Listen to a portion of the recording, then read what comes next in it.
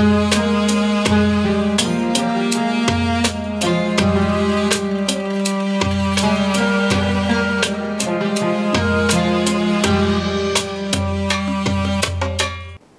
আলাইকুম রহমতুল্লাহি ওয়া বারাকাতুহু। বিসমিল্লাহির রহমানির রহিম। এই মুহূর্তে বাংলাদেশ সহ বিশ্বের অগণিত দর্শক শ্রোতা যে প্রান্তে বসে আপনারা বৈশাখী টেলিভিশন দেখছেন, আমি এইচিম বরকতুল্লাহ আপনাদের সকলকে জানাচ্ছি শুভেচ্ছা এবং অভিনন্দন। মহান স্রষ্টা আল্লাহ তাআলার দরবারে শুকরিয়া আদায় করছি আলহামদুলিল্লাহ। বিশ্বনবী জনাবে মুহাম্মদ রাসূলুল্লাহ সাল্লাল্লাহু আলাইহি ওয়াসাল্লামের প্রতি দরুদ এবং সালাম প্রেরণ করি শুরু করছি আজকের পরিবেশনা। প্রিয় দর্শক, আমরা প্রতি জুমাবারে নয় আজকেও হাজির হয়েছি আপনাদের সামনে আপনাদের জীবন ঘনিষ্ঠ এবং জীবন জিজ্ঞাসামূলক প্রশ্নোত্তরের আয়োজন ইসলাম ও সমাধান নিয়ে। আজকে আমাদের মাঝে অনুষ্ঠানে অতিথি হিসেবে অংশগ্রহণ করেছেন বিশিষ্ট ইসলামিক চিন্তাবিদ, মুফাসসিরে কোরআন, স্কুল অব দ্য হোলি কোরআনের সম্মানিত প্রিন্সিপাল জনাব মাওলানা মোহাম্মদ শাইখ মুস্তফা আল মাদানী। আসসালামু আলাইকুম ওয়া রাহমাতুল্লাহি ওয়া বারাকাতুহু। জি মোহতারাম, আপনাকে স্বাগত জানাচ্ছি আমাদের আজকের আয়োজনে। জি, আপনাকেও স্বাগতম। প্রিয় দর্শক শ্রোতা, টেলিভিশনের স্ক্রিনে একটি নাম্বার আছে, সেই নাম্বারে আপনারা টেলিফোন করবেন। মোবাইলেও ইনশাআল্লাহ আপনারা আমাদেরকে পেয়ে যাবেন। আশা করি বরাবরের মতোই জীবন ঘনিষ্ঠ যে কোনো প্রশ্ন আপনারা আমাদের আজকের আয়োজন করবেন। আপনাদের প্রশ্নের উত্তরগুলো ইনশাআল্লাহ এই অনুষ্ঠানের মাধ্যমে আমরা দেওয়ার চেষ্টা করব। আজকে আমরা আলোচনা করতে চাই ধৈর্য সহিষ্ণুতা নিয়ে। ধৈর্য হচ্ছে মহার্ঘতম বস্তু এবং শ্রেষ্ঠতম একটি অলংকার, এবং ধৈর্য সম্পর্কে বিশ্বনবী জনাবে মুহাম্মদ রাসূলুল্লাহ সাল্লাল্লাহু আলাইহি ওয়াসাল্লাম বলেছেন যে একটি মাত্র বস্তু, একটি মাত্র জিনিস যদি মানুষের জীবনের শুরু থেকে শেষ পর্যন্ত, মৃত্যু হওয়ার আগ পর্যন্ত যদি একটি মানুষ করতে পারে, তাহলে মৃত্যুর পরেই জীবন এবং কিয়ামতের দিন তার কোনো হিসাব হবে না, বিনা হিসাবে আল্লাহ রাব্বুল আলামিন তাকে জান্নাত দিয়ে দিবেন। এমন একটা ঘোষণা অন্য কোনো ইবাদতের ক্ষেত্রে করেনি, এটি করেছেন। আজকে আমরা আমাদের বাস্তব জীবনে এগুলো নিয়ে আলোচনা করব। শাইখ মুস্তফা আল মাদানী, আমরা শুরু করেছিলাম যে আসলে ধৈর্য নিয়ে কথা বলছিলাম, যে আমরা এই ধৈর্যটা আমাদের ব্যক্তিগত, পারিবারিক, সামাজিক, রাজনৈতিক এবং আন্তর্জাতিক সামগ্রিক পরিমণ্ডলে আসলে থাকা দরকার। এটি না থাকার কারণে সমাজের মধ্যে নানামুখী বিশৃঙ্খলা এবং মানে একটা অসহিষ্ণু মনোভাব সৃষ্টি হওয়ার কারণে সমাজে বিশৃঙ্খলা দেখা দিচ্ছে। এবং এর থেকে ধৈর্যটা আমরা কিভাবে ধরতে পারি? আমরা তো আসলে ধৈর্যের কথা বলি অনেক, কিন্তু আমরা নিজেরা ধৈর্য অনেক সময় ধরতে পারি না। এই যে যখন কঠিন রেগে যাই, তখন ধৈর্যটা কিভাবে আমাদের ধরতে হবে? জি মোহতারাম, খুবই সুন্দর একটি বিষয়ের অবতারণা করেছেন। আল্লাহ তাআলা এই সম্পর্কে অসংখ্য আয়াত নিয়ে এসেছেন এবং রাসূল সাল্লাল্লাহু আলাইহি ওয়াসাল্লাম তার অসংখ্য হাদিসের মধ্যে এই বিষয়টি সম্পর্কে বা এই গুণাবলী সম্পর্কে অসংখ্যবার বলেছেন। এবং সবচেয়ে গুরুত্বপূর্ণ যেই সবরের ক্ষেত্রে যেটা বেশি উচ্চারিত হয়ে থাকে, যে আল্লাহ তাআলা সবরকারীদের সঙ্গে আছেন। ইয়াদুল্লাহি মাআল জামাআহ, যেমন একটি জায়গায় বলা হয়েছে, তেমনি করে ইন্নাল্লাহা মাআস সাবিরিন, আল্লাহ তাআলা যারা ধৈর্য ধারণ করেন তাদের সঙ্গে থাকেন। মানুষের একটি প্রবণতা, মানুষ তৈরি হয়েছে প্রবণতা তাড়াহুড়া প্রিয়তা, তার মধ্যে খুলিকাল ইনসান আজুলা, যে মানুষকে তাড়াহুড়া প্রিয়তা করে তৈরি করা হয়েছে। মানুষ তার জীবনে যে কোনো সফলতা খুব দ্রুত পেতে চায় বা যে কোনো কাজ খুব দ্রুত করতে চায়, কিন্তু আল্লাহ তাআলা বলছেন না, দ্রুত নয়, তুমি প্রত্যেকটা বিষয়ে ধৈর্য ধারণ করো। এবং আল্লাহ তাআলার কাছে সাহায্য চাওয়ার ক্ষেত্রেও আল্লাহ তাআলা বলছেন যে তুমি আমার কাছে সাহায্য প্রার্থনা করো ধৈর্য ও নামাজের মাধ্যমে। ওয়াস্তাঈনু বিস-সাবরি ওয়াস-সালাহ, তুমি আমার কাছে সাহায্য চাও। আমরা বিভিন্ন সময় বিভিন্ন জনের কাছে সাহায্য চেয়ে থাকি, কিন্তু আল্লাহ তাআলা আপনার আমার সৃষ্টিকর্তা, আমাদের চাওয়া পাওয়া হবে একমাত্র আল্লাহর কাছে। তার কাছে চাওয়ার মাধ্যমটা কি? আমরা অন্য যে কোনো জায়গায় কোনো সাহায্য পেতে চাইলে একটা অ্যাপ্লিকেশন লিখি বা কারো কাছে মৌখিকভাবে বলি, অথবা কোনো জায়গায় লিঙ্ক আপ তৈরি করি বা যোগাযোগ তৈরি করি, অথবা আমরা বলি হিল্লা লাগে। কিন্তু আল্লাহর কাছে যে কোনো সাহায্য পাওয়ার জন্য আল্লাহ তাআলা তরিকা বলে দিয়েছেন, তার মধ্যে একটি হচ্ছে সবর, যে তুমি আমার কাছে চাও ধৈর্য ধারণ করে নামাজের মাধ্যমে। অর্থাৎ নামাজে আমি আল্লাহকে বলবো, বলার সঙ্গে সঙ্গে হয়ে যাবে বিষয়টা এমন নয়। এই জন্য আল্লাহ তাআলা ধৈর্যের কথা বলেছেন, ধৈর্য ধারণ করতে হবে। ধৈর্য মানুষের জীবনে এত বড় গুণ যে এটা তাকে এত বেশি বড় করবে। এবং এরপরে আরও কিছু ক্রাইটেরিয়া আরেকটি আয়াতে বলে দিয়েছেন আল্লাহ। কিছু কিছু বিষয় আছে, যেমন ধৈর্যটা মানুষকে ধরতে হয়। মানুষ যখন কারো উপরে জুলুম করে, কঠিন নির্যাতন নিষ্পীষণ চালায়, এবং এটা সামাজিক সরকারের দিক থেকে নির্যাতন করে, জুলুম করে, নিপীড়ন করে প্রজাদের উপরে, আবার কোনো ব্যক্তি বিশেষ আবার কারো উপরে অত্যাচার করে, নির্যাতন করে, এবং যাদের শক্তিমত্তা আছে আরেকজন দুর্বল মানুষের উপরে নির্যাতন করে। এই যে একটা কঠিন এই জায়গাতে, এরপরে যার উপরে যে নির্যাতনটা করা হচ্ছে, তখন সে কীভাবে সে ধৈর্যটা ধারণ করবে, এগুলো শুনবো। একটা টেলিফোন নিয়ে একজন দর্শক লাইনে রয়েছেন। জি আসসালামু আলাইকুম রহমতুল্লাহ। জি, কে বলছেন, কোথা থেকে? নামটি বলে প্রশ্ন করুন। আসসালামু আলাইকুম। ওয়ালাইকুম আসসালাম। জি বলুন। আমি আরিফ চট্টগ্রাম থেকে বলতেছি। জি অনেক ধন্যবাদ, প্রশ্ন করুন। আমার প্রশ্ন, ধৈর্য আমরা কিভাবে ধরতে পারি? ধৈর্যের জন্য আমরা কি দোয়া করতে পারি? আচ্ছা আচ্ছা, অনেক ধন্যবাদ। অত্যন্ত প্রাসঙ্গিক একটি প্রশ্ন করেছেন যে ধৈর্য কিভাবে ধরতে পারি সেই বিষয় নিয়ে আমরা আলোচনা করছিলাম, এবং ধৈর্যটার জন্য আমরা কি দোয়া করতে পারি। জি মোহতারাম, আপনিও আগে বলছিলেন যে যখন মানুষের উপর জুলুম হবে এবং অত্যাচার হবে, জুলুম অত্যাচারের বিপরীতেই মানুষকে ধৈর্য ধারণ করতে হয়। এটা একটা যেমন আছে, মানুষ তার জীবনের সফলতা পাওয়ার জন্য ধৈর্য ধারণ করতে হয়।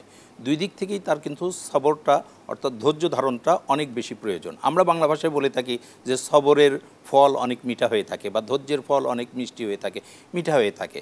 তো এই জন্য অসংখ্য কথা, অসংখ্য জিনিস এইরকম চালু আছে।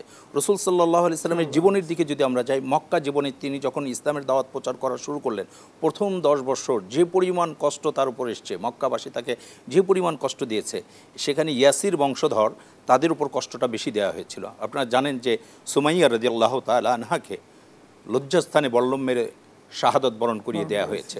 তখন তারা রসুলের কাছে এসে বলছে, ইয়া আল্লাহ রসুল, আমরা কি করব? আল্লাহ রসুল সাল্লাল্লাহু আলাইহি ওয়াসাল্লাম তখন বলছেন, সাবরান ইয়া আলী ইয়াসির ইন্না মাউইদুকুমুল জান্নাহ। হে আলী ইয়াসির, ইয়াসিরের বংশধর, তোমরা ধৈর্য ধারণ করো, তোমাদের জন্য জান্নাতের আল্লাহ তাআলা সুসংবাদ দিয়েছেন।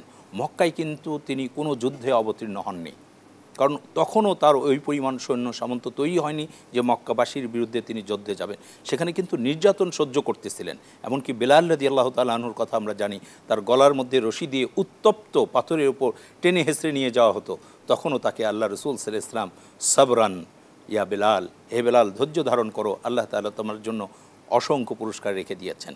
এই যে সবর, এই সবরটা অন্যত্র যে আয়াতে আল্লাহ তাআলা বলেছেন, ইসবিরু ওয়া সাবিরু ওয়া রাবিতু লাআল্লাকুম তুফলিহুন। সফল কখন হবে এটা বলতে গিয়ে আল্লাহ তাআলা বলছে, ইসবিরু ধৈর্য ধারণ করো, ওয়া সাবিরু ধৈর্য ধারণ করতে করতে মানুষ যেন তোমাকে বলে ফেলে যে এই লোকটা এত ধৈর্য ধারণ করলো। 1-2 বার যদি কেউ খেলে তাকে খেলোয়াড় বলে না, তো 1-2 বার ধৈর্য ধারণ করলে তাকে ধৈর্য ধারণকারী বলা হবে না। এত বেশি ধৈর্য ধারণ করতে হবে যেন তাকে সাবিরু ইসমে ফাইলের সিগা, যাতে করে ধৈর্য ধারণ করতে করতে মানুষ বলে এত বেশি ধৈর্য ধারণ করেছে, সাবের হওয়ার জন্য আল্লাহ তাআলা বলেছেন। এরপরে আবার বলছে ওয়া রাবিতু, তুমি যে এতদিন ধৈর্য ধারণ করে মানুষ তোমাকে সবরকারী বলতেছে, সেটার উপর রাপ্তা করো, অবিচল থাকো, টিকে থাকো, ছেড়ে দিও না যে এতদিন ধৈর্য ধরছি আর পারবো না, ধৈর্যের ভাত ভেঙে দিলাম, এটা করার সুযোগ নাই। বলছে ওই ধৈর্যের উপর টিকে থাকো, লাআল্লাকুম তুফলিহুন, আশা করা যায় তুমি সফল হবে।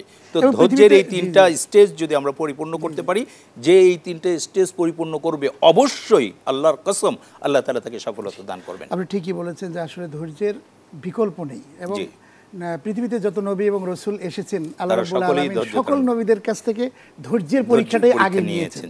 আমরা শুনবো আমাদের অনেক প্রেক্ষাপট রয়েছে, যে প্রেক্ষাপটগুলো আমাদের স্মরণ করিয়ে দেয়, জানিয়ে দেয় যে আসলে ধৈর্যের চরম পরাকাষ্ঠা প্রদর্শন করার কারণেই কিছু সংখ্যক তরুণ যুবক যারা আত্মহুতি দিয়েছে, প্রাণ দিয়েছে, এই সব তরুণেরা তারা যে চরম ধৈর্য ধারণ করেছে, আল্লাহ যেন তাদেরকে শাহাদাতের মর্যাদা দেন, সেই বিষয়ে শুনবো একটি টেলিফোন নেবার পর। একজন দর্শক লাইনে রয়েছেন। জি আসসালামু আলাইকুম রহমতুল্লাহ। আসসালামু আলাইকুম। ওয়ালাইকুম আসসালাম। আসসালামু আলাইকুম। ওয়ালাইকুম আসসালাম। জি কে বলছেন, কোথা থেকে, নামটি বলে প্রশ্ন করুন। হুজুর আমি বলতেছি মোহাম্মদ ইকরামুল হক। জি অনেক ধন্যবাদ, অনেক ধন্যবাদ, বুঝতে পেরেছি। জি জি বুঝতে পেরেছি আপনি আমাদের। জি আলহামদুলিল্লাহ। আমার প্রশ্ন হচ্ছে, জি হ্যাঁ জি সাইদুল ইস্তেগফার আছে না, এই সাইদুল ইস্তেগফার আমি পড়ি, এর ফজিলত কি যে আমাকে জানাবেন। আচ্ছা আচ্ছা, অনেক ধন্যবাদ, অনেক ধন্যবাদ। আমরা সাইদুল ইস্তেগফারের ফজিলতটা আমরা জানিয়ে দিয়ে এরপরে আমরা প্রাসঙ্গিক আলোচনায় যাব। জি খুবই গুরুত্বপূর্ণ একটি প্রশ্ন করেছেন। ইস্তেগফার মানে তো তওবা করা, তওবা করে আল্লাহর দিকে ফিরে আসা। তওবার অনেকগুলো বাক্য আছে, তার মধ্যে যে বাক্যটি আল্লাহ রসুলের কাছে বেশি প্রিয় ছিল ওটাকে সাইয়েদ মানে নেতা, তওবা করার নেতা বাক্য এটা বলা হয়েছে। তো এইটা যদি কেউ পড়ে, বলছে সকালে যদি পড়ে এই দিনের মধ্যে মৃত্যুবরণ করলে সে জান্নাতি, আবার যদি সন্ধ্যায় পড়ে তো রাতে যদি মৃত্যুবরণ করে সে জান্নাতি। এবং আরেকটি হাদিসে এরকম আসছে, সাইয়্যিদুল ইস্তিগফার পড়ার কারণে কারো গুনাহ যদি সমুদ্রের ফেনা পরিমাণ হয় সেটিও আল্লাহ তাআলা ক্ষমা করে দেবেন। এবং জুমার দিনে কিন্তু সাইয়্যিদুল ইস্তিগফার বেশি বেশি করে পড়তে বলা হয়েছে। দরুদ শরীফ পড়া, এই দুটো জিনিস র্যান্ডম চালিয়ে যাওয়া, এটির গুরুত্ব রয়েছে। জি, জুমার দিনে সাইয়্যিদুল ইস্তিগফার নয়, ইস্তিগফারের কথা, সেই ক্ষেত্রে যদি সাইয়্যিদুল ইস্তিগফারকে পড়ি আরও বেশি ভালো। এবং জুমার দিনে রাসূল সাল্লাল্লাহু আলাইহি ওয়াসাল্লাম বলেছেন যে আমার উপর আকসিরু, বেশি করো, বেশি পড়ো, আলাইয়া সালা, আমার উপর বেশি বেশি দরুদ পড়ো। এটা জুমার দিনের ফজিলতের অন্তর্গত। মোহতারাম, যে বিষয় নিয়ে আমরা প্রাসঙ্গিক আলোচনা করছিলাম, যে আসলে ধৈর্য নিয়ে আমরা কথা বলছিলাম, যে আসলে ধৈর্যের বাঁধ অনেক সময় ভেঙে যায়। যেমন ধরুন, আজকে এই দেশটাকে শান্ত করবার জন্য, শান্তিতে সুখী সমৃদ্ধিতে নিয়ে আসার জন্য সারা অনেক রাজনৈতিক দল অনেকেই চেষ্টা করেছিল, কিন্তু কেউ পারেনি। পেরেছে তরুণ এদেশের দামাল শিশু, কিশোর, যুবক, তাদের যে একটা মানে আত্মহুতি দেওয়ার মাধ্যমে কিন্তু তারা আজকে আমাদের বলা যায় দ্বিতীয় একটি স্বাধীনতা আমাদের মাঝে এনে দিয়েছে, এবং মানুষ কথা বলার স্বাধীনতা পেয়েছে। এমন একটি সুন্দর একটি সময় আমরা পেয়েছি। এটি পেয়েছি একটিমাত্র কারণ আমার কাছে মনে হয় যে চরম ধৈর্যের পরাকাষ্ঠা প্রদর্শন করেছিল সেই রংপুরের আবু সাইদ নামক সেই যুবক এবং তরুণটি। চার আত্মচিত মানে সেদিন যদি সাহসী ভূমিকা নিয়ে সে দাঁড়িয়েছিল, জীবন দিয়েছিল, শাহাদাতের মর্যাদা সে পাক, আমরা সেই দোয়া করি। এবং মুগ্ধ নামে আরেকটি ইয়ের কথা মনে হয়। এই কথা কেন বলছি, যে নাকি পানি পানি করে মানুষকে পানি খাওয়ানোর জন্য ব্যস্ত ছিল, এমন সময় সেই বুলেট এসে তার কাছে লাগলো, জালিমের সেই বুলেট, যার কারণে সে ক্ষত বিক্ষত হয়ে গেল এবং শাহাদাতের পেয়ালা সে পান করলো। এই যে কঠিন পরিস্থিতি, এখন তার মা এবং বাবা, তাদের কাছে কি ধৈর্য, তাদের তো ধৈর্যের চরম পরাকাষ্ঠা প্রদর্শন করেছে, তারা কি আসলে শাহাদাতের মর্যাদা পাবে? তাদের ব্যাপারে কি বলা হয়েছে? জি, মোহতারাম খুবই গুরুত্বপূর্ণ একটি প্রশ্নের অবতারণা করেছেন। এই প্রশ্নটিও নেট দুনিয়া সহ সব জায়গায় খুব ভাইরাল, যে আসলে যারা দেশের জন্য জীবন দিল তারা আসলে শহীদের মর্যাদা কি পাবে কিনা, মূল শহীদ হবে কিনা, ইসলামের জন্য যাদেরকে শহীদ বলা হয়েছে সেই শহীদ হবে কিনা। শহীদের অনেকগুলো ক্রাইটেরিয়া ইসলামে বলা হয়েছে, তার মধ্যে 1 নম্বরে হচ্ছে আল্লাহর দিনকে আল্লাহর জমিনে প্রতিষ্ঠা করার জন্য যারা জীবন দিবে তারা 1 নম্বর ক্রাইটেরিয়া। 2 নম্বর ক্রাইটেরিয়াতেই আছে দেশের জন্য জীবন দানকারী। এবং এটা কোরআনের মধ্যে যে আয়াতটি আসছে, যে আইদু লাহুম মাসতাতাতুম মিন কুওয়া, তুমি শক্তি অর্জন করো এবং এই শক্তির দ্বারা তুমি তোমার শত্রু এবং তোমার দেশের শত্রু তার সঙ্গে লড়াই করবা। অর্থাৎ দেশের শত্রুর বিরুদ্ধে লড়াই করাকে ইসলামে জায়েজ করা হয়েছে। এই জায়েজ জায়গায় কেউ যদি তার জীবন দান করে সে শহীদ হবে। শুধু এরকম না, যারা আরও ছোট, কিশোর, তরুণ, অসংখ্য অগণিত যারা জীবন দিয়েছে আমাদের এই আন্দোলনে, তাদের জন্য আমরা তাদের আত্মার রুহের মাগফিরাত আমরা কামনা করছি। সারা বিশ্বব্যাপী আসলে যুদ্ধের একটি দামামা বেজে উঠছে, জালিমের সেই হুঙ্কারে সারা বিশ্ব যেন কেঁপে উঠছে এবং অসহায় মজলুম মানুষেরা যেন চিৎকার করছে। তারই নজির আমরা বাংলাদেশেও দেখলাম প্রত্যক্ষভাবে। যারা স্বাধীনতা দেখেনি, স্বাধীনতা যুদ্ধ দেখেনি, তারা কিন্তু এই যুদ্ধে ছোট্ট ছোট্ট শিশুরেরা যারা জীবন দিল এরকম এ ধরনের যুদ্ধ কিন্তু কখনো তারা দেখেনি, যেটি দেখেছে কিছুদিন আগে। এবং এরপরে আপনারা যদি লক্ষ্য করি যে ফিলিস্তিনের গাজায় সেই ইসরায়েলের বর্বর হামলায় এখনও কিন্তু নিহত হয়ে বাচ্চা শিশুরা চরম নির্যাতন নিপীড়নের শিকার হচ্ছে। সেসব তরুণ যুবকদের জন্য আসলে আমাদের মানুষদের জন্য, মজলুম মানুষের জন্য আমাদের কি করণীয় থাকতে পারে? জি, খুবই গুরুত্বপূর্ণ একটি বিষয় বলেছেন। যে জুলুম করে এবং যে জুলুম সহ্য করে উভয়ই সমানভাবে আল্লাহর কাছে পাপী হিসেবে, আল্লাহর কাছে তাকে জালিমকারী এবং জুলুম যে সহ্য করে, তাহলে আমরা জুলুম যেমন করব না তেমনি সহ্যও করব না। তাহলে সহ্য যদি না করি, তাহলে রাসূল সাল্লাল্লাহু আলাইহি ওয়াসাল্লাম বলেছেন যে তুমি উনসুর আখাকা জালিমান আও মাজলুমান, তোমার মাজলুম ভাইয়ের সাহায্য করো এবং জালিম ভাইয়েরও সাহায্য করো। আল্লাহ রাসূল সাল্লাল্লাহু আলাইহি ওয়াসাল্লাম বললেন কীভাবে আমরা সাহায্য করতে পারি, যে আমরা না হয় মাজলুমকে সাহায্য করলাম, জালিমকে কিভাবে সাহায্য করব? আল্লাহ রাসূল সাল্লাল্লাহু আলাইহি ওয়াসাল্লাম বললেন জালিমকে জুলুম করা থেকে বিরত রাখার মাধ্যমে সহযোগিতা করবে।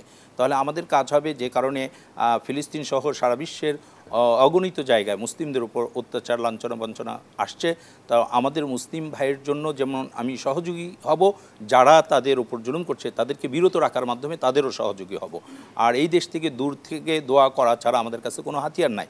এছাড়াও আমাদের যেটা আছে কূটনৈতিকভাবে তাদের উপর চাপ প্রয়োগ করা। কূটনৈতিক চাপ যদি আমরা আমাদের দেশ থেকে আমাদের ইয়ের মাধ্যমে করতে পারি, তো এটাও একটা তৈরি হলো। আর আল্লাহর কাছে চাওয়াটাই হচ্ছে বড়। এবং আল্লাহ তাআলা যে সমস্ত দোয়া শিক্ষা দিয়েছেন, এই দোয়াগুলোর মাধ্যমে যে আল্লাহ তাআলা জালিমকারীকে ধ্বংস করে দাও, নাই তো হেদায়েত দিয়ে দাও, এই যে এই দোয়াটা আমরা করতে পারি। কুনুতে নাজেলা পড়তে পারি। কুনুতে নাজেলা হচ্ছে মাগরিবের নামাজে অথবা ফজরের নামাজে উল্টা তাকবীর দিয়ে দোয়ায় কুনুত পাঠ করে জালেমের জন্য দোয়া করা, এটা আল্লাহ রাসূল সাল্লাল্লাহু আলাইহি ওয়াসাল্লামও করেছিলেন, তো আমরাও এটা করতে পারি। উল্টা তাকবীরটা কিভাবে দিতে হবে? উল্টা তাকবীর দেওয়া মানে কি, যে আপনি প্রথম তাকবীর যেখানে দিলেন সেই তাকবীর দেওয়ার পরে সূরা পড়বেন, কিরাত পড়বেন, এটার পরে আবার তাকবীর দিবেন। এই তাকবীর দেওয়াকে অনেকে উল্টা তাকবীর বলে। এই তাকবীর দিয়ে আমার সেখানে কুনুতে নাজেলা, অর্থাৎ মজলুম ভাইয়ের জন্য আল্লাহর কাছে সাহায্য কামনা করা, আর জালেমকে আল্লাহ তাআলা যেন হেদায়েত দিয়ে দেয়, আর হেদায়েত তার কপালে না থাকলে যেন ধ্বংস করে দেয়। এটার মাধ্যমে আমরা এবং তাদের দোয়ার জন্য মাধ্যমে কিন্তু অনেক কিছু পরিবর্তন আল্লাহ রাব্বুল আলামিন তাকদীরু লা ইয়ারিদু ইল্লা বিদুআ বলছে, ভাগ্য দোয়া ছাড়া পরিবর্তন হয় না। জি, আরেকজন দর্শক নারী রয়েছেন। জি, আসসালামু আলাইকুম ওয়া রাহমাতুল্লাহ। জি, কে বলছেন, কোথা থেকে, নামটি বলে প্রশ্ন করুন। জি, আসসালামু আলাইকুম। হ্যালো, আসসালামু আলাইকুম। ওয়া আলাইকুম আসসালাম। জি, কে বলছেন? আমার প্রশ্ন হলো, জি, পুরানা কবর, মনে করেন 100 বছর হয়ে গেছে, 50-60 বছর হয়ে গেছে, এখন ওই জায়গায় কবরগুলা রাখার সমস্যা, এগুলা অন্যত্র সরানোর নিয়ম কি? আচ্ছা, পুরানা কবর। জি, গুরুত্বপূর্ণ একটি প্রশ্ন জি, আমরা করেছেন। বুঝতে পেরেছি, আমরা আপনার প্রশ্ন উত্তরে চলে যাচ্ছি। জি জি, আমাদের দেশে অনেক জায়গায় মানে গ্রাম পর্যায়ে এটা বেশি হয়ে থাকে যে বাড়ির পাশেই কবর দেওয়া হয়, কিন্তু 50 বছর বা 100 বছর পরে দেখা যাচ্ছে ওটা গ্রামের আওতায় চলে আসছে কবরস্থান, ওখানে 2-3টা কবর রাখার আর প্রয়োজনীয়তা নাই। সেই ক্ষেত্রে কি করণীয়? পড়ে গেছে, কবরের অস্তিত্ব অনেক সময় থাকে না, কিন্তু মানুষ ধারণা করে। এই সময় করণীয় কি করতে পারি, বা ওই কবরগুলোকে আমরা কিভাবে সরিয়ে ফেলতে পারি, সেটা হচ্ছে যেই সমস্ত জায়গায় কবর আছে ওখানে খনন করে যদি কোনো অবশিষ্টাংশ পাওয়া যায় সেগুলোকে সরিয়ে অন্য জায়গায় দাফন করতে হবে। যদি একান্তই পাওয়া না যায় সেখান থেকে কিছু মাটি অন্য জায়গায় দাফন করে দিয়ে ওই জায়গাটা পরিপূর্ণ করে দিতে হবে। আমরা জানি রাসূল সাল্লাল্লাহু আলাইহি ওয়াসাল্লাম যখন মক্কা থেকে হিজরত করে মদিনায় এসেছিলেন এবং যেখানে মসজিদে নববী তৈরি করা হয়েছে, এটি 2টি ইতিম বাচ্চার ছিল। তারা ইসলামের জন্য এটা দান করতে চাইলে তিনি দান নেননি, যে ইতিম দান করতে পারে না, এটা কত দাম আছে, দাম দিয়ে আমরা ক্রয় করে নেব। সকল সাহাবী মিলে এটা ক্রয় করে নেন। ক্রয় করে নেওয়ার পর এখানে কিছু খেজুর গাছ ছিল যেগুলো কেটে ফেলা হয়, আর কিছু কবর ছিল। সেই কবরগুলোকে খুঁড়ে সেখানে যে হাড্ডি ছিল, যে সমস্ত ধ্বংসাবশেষ ছিল, সেগুলোকে এখান থেকে উঠিয়ে আলাদা জায়গায়, বাকির গোরস্থান এখন যেখানে আছে মসজিদে নববী থেকে পূর্ব দিকে, সেখানে কিন্তু দাফন করে দেওয়া হয়েছে। হ্যাঁ, বাকির গোরস্থানে দাফন করা হয়েছে। এখনও যদি আমরা কোনো পুরাতন কবরকে এইভাবে করতে চাই যে কবর আর কবরস্থান রাখা সম্ভব নয়, তাহলে সেখান থেকে আমরা যে অবশিষ্টাংশ আছে সেগুলো উঠিয়ে অন্যত্র কবর দিব। একান্তই কিছু না থাকলে সেখান থেকে কিছু মাটি, পুরাতন মাটি আমরা অন্যত্র কবর দিয়ে ওই জায়গাটা ঢেকে দেবো। এইভাবে আমরা কবরকে কি করতে পারি, মানে পুনর্স্থাপন করতে পারি। জি, মোহতারাম, আমরা জানছিলাম, আমরা একটি বিষয় আমাদের অত্যন্ত গুরুত্বপূর্ণ, যে ধৈর্য এবং সহিষ্ণুতা নিয়ে যে আলোচনা হচ্ছে সেটির মধ্যে একটা গুরুত্বপূর্ণ বিষয়, যে যেহেতু আমাদের সামগ্রিক পরিমণ্ডলে একটা ব্যাপক পরিবর্তন হয়েছে, মানুষ কথা বলার স্বাধীনতা পায়নি, এখন কথা বলার সুযোগ পেয়েছে, মানুষ সুখে শান্তিতে আশা করি সামনের দিকে এগিয়ে যাবে। কিছু বিচ্ছিন্ন ঘটনা ঘটছে, এগুলো যাতে না ঘটে সেজন্য কিন্তু আসলে কিছু বিষয় আছে। নবী করিম সাল্লাল্লাহু আলাইহি ওয়াসাল্লাম যেমন মক্কা বিজয় যখন করলেন, বিজয়ের পর কিন্তু নবী করিম সাল্লাল্লাহু আলাইহি ওয়াসাল্লামের করণীয়টা কী ছিল সেটি কিন্তু আল্লাহ ঠিক করে দিয়েছেন। যে কোনো বিজয়ের সময় করণীয়টা কী, সেই বিষয়টি আমরা যদি আপনার মাধ্যমে একটু জানি। জি, খুবই গুরুত্বপূর্ণ একটি বিষয়। আমরা জানি ইসলামের ইতিহাসে সবচাইতে বড় বিজয় ছিল মক্কা বিজয়। মক্কা ছিল রাসূল সাল্লাল্লাহু আলাইহি ওয়াসাল্লামের জন্মস্থান। জন্মস্থান থেকে তাকে চলে যেতে হয়েছিল। তিনি যখন বিজয় বেশে আবার মক্কায় প্রবেশ করেন, তখন তিনি ইউসুফ আলাইহিস সালামের মতন করেই মক্কাবাসীকে মাফ করে দিয়েছিলেন। সেটি হচ্ছে যে ইয়াগফিরুল্লাহু লানা ওয়া লাকুম, আল্লাহ তাআলা তোমাদেরকে এবং আমাদেরকে মাফ করে দেন। এবং তিনি ঘোষণা দিয়েছিলেন, যারা মক্কার ওই সময় রাষ্ট্রপ্রধান ছিল আবু সুফিয়ান, যে আবু সুফিয়ানের বাড়িতে যারা ঢুকবে তারা নিরাপদ, আল্লাহর ঘরে যারা ঢুকবে তারা নিরাপদ, নিজ বাড়িতে থেকে যারা দরজা জানালা লাগিয়ে দিবে তারা নিরাপদ। এবং রাসূল সাল্লাল্লাহু আলাইহি ওয়াসাল্লাম বলেছেন যে আজকে থেকে সমস্ত হত্যার বিনিময়ে হত্যা যেটা, সেটা শেষ করে দেওয়া হলো। আর কারো হত্যার বিনিময় পূর্ব যুগেরও যে সমস্ত দিয়াত ছিল, অর্থাৎ কেউ হত্যা করেছে তাকে হত্যা করা আবার এখন আইনসম্মতভাবে হত্যা করার প্রয়োজন ছিল, সেটাও আমি মাফ করে দিলাম। অর্থাৎ রাসূল সাল্লাল্লাহু আলাইহি ওয়াসাল্লাম মক্কা বিজয় করেছিলেন সবাইকে মাফ করে দেওয়ার মাধ্যমে। এবং মাফ মানুষের জীবনের সবচাইতে বড় গুণাবলী। আমরা যাদেরকে দেখেছি জুলুম করতে, রাসূল সাল্লাল্লাহু আলাইহি ওয়াসাল্লামের সুন্নত অনুসরণ করে মাফ করে দিতে পারি, তাদেরকে ভালো হয়ে যাওয়ার জন্য, ইসলামের পথে আসার জন্য সুযোগ করে দেওয়া, এটা রাসূল করেছেন। এবং ওখানে যারা বিজয় পেলেন তাদের জন্য করণীয় আল্লাহ রাসূল সাল্লাল্লাহু আলাইহি ওয়াসাল্লামকে আল্লাহ তাআলাই শিখিয়ে দিয়েছেন। সূরা নাসর, ছোট্ট একটি সূরা, কিন্তু সেখানে আল্লাহ তাআলা শিখিয়ে দিয়েছেন, ইযা জাআ নাসরুল্লাহ, যখন আল্লাহর সাহায্য আসে, ওয়াল ফাত, এবং বিজয় আসে। আমরাও একটি বিজয় পেয়েছি। এরপরে কি করণীয়? ফাসাব্বিহ বিহামদি রাব্বিকা ওয়াস্তাগফির, তখন যে আল্লাহ তাআলা এই বিজয় দিলেন তার তাসবিহ করো, তার গুণগান করো, সুবহানাল্লাহ, তার প্রশংসা, আলহামদুলিল্লাহ, আল্লাহু আকবার, এই সমস্ত শব্দ বলার দ্বারা এটা করো, হ্যাঁ এটা ইস্তেগফার করো, এবং তাসবিহ করো। এবং এর বিজয় পাশাপাশি ইস্তেগফারটা কেন, ইস্তেগফারটা অনেকে মনে করে যে বিজয়ী ধরনের শব্দ বললাম, কিন্তু ইস্তেগফার কেন বলছে, বিজয় আনতে গিয়ে কিছু ঘটনা ঘটে যায়, অনাকাঙ্ক্ষিত ঘটনা, ভুল হয়ে যায়, ভুল ত্রুটি হয়ে যায়। এই বিজয়ে কিছু ভুল ত্রুটি হয়েছে, আমরা দেখেছি সরকারি কিছু বড় বড় যে সমস্ত ইনস্টলমেন্ট ছিল, কেপিআই যেগুলোকে বলা হয়, এই সমস্ত জায়গায় আগুন লাগানো হয়েছে যেগুলো উচিত ছিল না। তো এটা তো একটা ভুল। তো যে কোনো বিজয়ের সময় কিছু ভুল থাকে, ওই ভুল থেকে পরিত্রাণ পাওয়ার জন্য, কারণ ওই ভুলের কারণে আল্লাহ যেন আবার বিজয়ীদেরকে, গাজীদেরকে বা শহীদদেরকে শাস্তি না দেন, এই জন্য আল্লাহ তাআলা শিখিয়ে দিলেন যে তোমরা তওবা করো। অর্থাৎ বিজয় আনতে গিয়ে যদি তোমরা সীমারেখা অতিক্রম করেই থাকো, কোনো ভুল ত্রুটি করেই থাকো, তার জন্য ক্ষমা প্রার্থনা করো। জি, আসসালামু আলাইকুম ওয়া রাহমাতুল্লাহ। জি, কে বলছেন, কথা থেকে নামটি বলুন, প্রশ্ন করুন, নাম বলুন, প্রশ্ন করুন। জি, আমরা শুনতে পাচ্ছি, আপনার নাম বলুন, প্রশ্ন করুন। আসসালামু আলাইকুম। ওয়া আলাইকুম আসসালাম ওয়া রাহমাতুল্লাহ। জি, আমি ধরমপাশা সুনামগঞ্জ থেকে ইউনুস বলছিলাম হুজুর। অনেক ধন্যবাদ, প্রশ্ন করুন। যে আমার প্রশ্ন হলো হুজুর, সালাতের আবিধানিক অর্থ কি? আর 2 নম্বর প্রশ্ন হলো হুজুর, এই পরিবর্তনশীল সময়ে আমরা কি হযরত ওমর আলাইহিস সালামের মতো শাসন ব্যবস্থা আশা করতে পারি? আপনারা কি মনে করেন? আচ্ছা আচ্ছা আচ্ছা, আপনি সুন্দর, ওমর আলাইহিস সালাম না ওমর রাদিয়াল্লাহু আনহু? হ্যাঁ, ঠিক আছে, অনেক ধন্যবাদ। আসুন আমরা জানা সালাতের অর্থটা জানতে চাইছেন। গুরুত্বপূর্ণ একটি প্রশ্ন, যে সালাত আমরা দৈনিক আদায় করি, বাংলায় আমরা নামাজ বলে থাকি, এর শাব্দিক অর্থ হচ্ছে দোয়া। সালাত শব্দের শাব্দিক অর্থ দোয়া, এবং এই সালাত যদি আল্লাহর ক্ষেত্রে হয়, মানে এই সালাত অনেক ক্ষেত্রে ব্যবহার হয়েছে, ফেরেশতার ক্ষেত্রেও ব্যবহার হয়েছে। ফেরেশতা যদি হয় তাহলে ইস্তেগফার হবে, হ্যাঁ, যে রাসূল সাল্লাল্লাহু আলাইহি ওয়াসাল্লামের ক্ষেত্রে সল্লু আলাইহি ওয়াসাল্লিমু তাসলিমা, তখন যদি হয় তাহলে রহমত নাজিল করা হবে। কিন্তু আমরা ব্যাপকভাবে যে সালাত শব্দটি ব্যবহার করে থাকি, এর অর্থ হচ্ছে দোয়া। আর ওনার আরেকটি প্রশ্ন ছিল যে এখন আমাদের যে পরিবর্তন আসলো, এই পরিবর্তনের পরে ওমর রাদিয়াল্লাহু তাআলা আনহু, যিনি অর্ধ পৃথিবী শাসন করেছিলেন, যার সুশাসনের কারণে বাঘ এবং হরিণ নদীর পাড়ে একসঙ্গে পানি খেত, কেউ কারোর উপর হামলা করে নাই, এই ধরনের সমাজ আমরা কামনা করতে পারি কিনা। তো সেই সুবাতাস আমরা পাচ্ছি। ডাইরেক্ট ইসলামী রাষ্ট্র না হলেও তারা কিন্তু বৈষম্য দূর করে শান্তির একটি দেশ গঠন করতে চাচ্ছে, যেটা ইসলামের অনেক কাছাকাছি।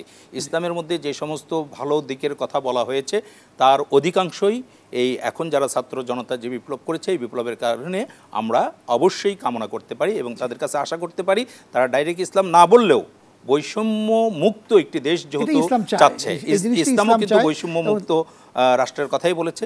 এখন আগে যে ক্ষতিগুলো, ক্ষয়ক্ষতিগুলো বাংলাদেশের মধ্যে হয়ে গেছে, এগুলোর জন্য যারা দায়ী তাদের যে চরম দৃষ্টান্তমূলক শাস্তি হওয়া দরকার। এবং সেই সাথে আমরা মনে করি যে সামাজিক শৃঙ্খলা ফিরিয়ে আনার জন্য একটা চরম ধৈর্যের চরম পরাকাষ্ঠা এখন কিন্তু দেখাতে হবে এবং দেশের জন্য কাজ করতে হবে সকলকে মিলে। আমরা যে তরুণ যুবক শিশু কিশোর সবাই মিলে কিন্তু রাস্তার ঝাড়ু দেওয়ার কাজও কিন্তু তারা লেগে গেছে। দেশের প্রতি যে ভালোবাসা, এই ভালোবাসা কিন্তু সৃষ্টি হয়েছে। এভাবে যদি আমরা চালিয়ে যাই তাহলে কিন্তু সম্ভব। আপনি কি বলবেন? জি, গুরুত্বপূর্ণ একটি বিষয় আপনি বলেছেন। যারা আসলে বিশৃঙ্খলা তৈরি করার কাজে নিয়োজিত ছিল বা তৈরি করেছে, বা ছাত্রদের আন্দোলনে ইচ্ছাকৃতভাবে স্যাবোটাইজ করার যেটা চেষ্টা করেছে, বা নিজের নাক কেটে অন্যের রথযাত্রা বন্ধ করার মতন কিছু চেষ্টা করেছে, যেমন আমরা শুনলাম যে 4 লক্ষ টাকা দেওয়া হয়েছে একটা ট্রাক পুড়িয়ে দেওয়ার জন্য, তাহলে নিশ্চয়ই এটা ছাত্রদের কাজ নয়, এটা ছাত্রদেরকে দোষারোপ করার জন্য কুচক্রী মহল এই কাজটি করেছে। এইরকম অন্য জায়গায় যদি হয়ে থাকে তাদেরকে অবশ্যই শাস্তির আওতায় নিয়ে আসতে হবে। রাসূল সাল্লাল্লাহু আলাইহি ওয়াসাল্লাম মক্কায় সবাইকে মাফ করে দিলেও 4 জনের নাম ঘোষণা করেছিলেন যে এই 4 জনকে মাফ করা হবে না। তেমনি করে এই বিপ্লবের পরেও আমরা সামগ্রিকভাবে সবাইকে মাফ করে দিলেও যারা বিশেষভাবে জড়িত তাদেরকে কিন্তু রসুলের মতোই শাস্তির, অর্থাৎ দেশীয় আইনে তাদেরকে শাস্তির আওতায় আনতে পারি এবং আনা দরকার। না আনলে এটা দৃষ্টান্ত কায়েম হবে না, এর পরেও এরকম জালেম তৈরি হবে, সে জুলুম করবে। জালেমের জন্য যদি শাস্তির ব্যবস্থা হয় তাহলে এটা দৃষ্টান্ত হবে, আর কেউ কখনো জালেম হবে না। অনেক ধন্যবাদ আপনাকে, অত্যন্ত চমৎকারভাবে আপনি আমাদের আজকের আয়োজনে কথা বলেছেন, প্রশ্নের উত্তর দিয়েছেন, বক্তব্য দিয়েছেন। বৈশাখী টিভির স্টুডিও থেকে আপনাকে অনেক ধন্যবাদ। জি, আপনাকেও ধন্যবাদ।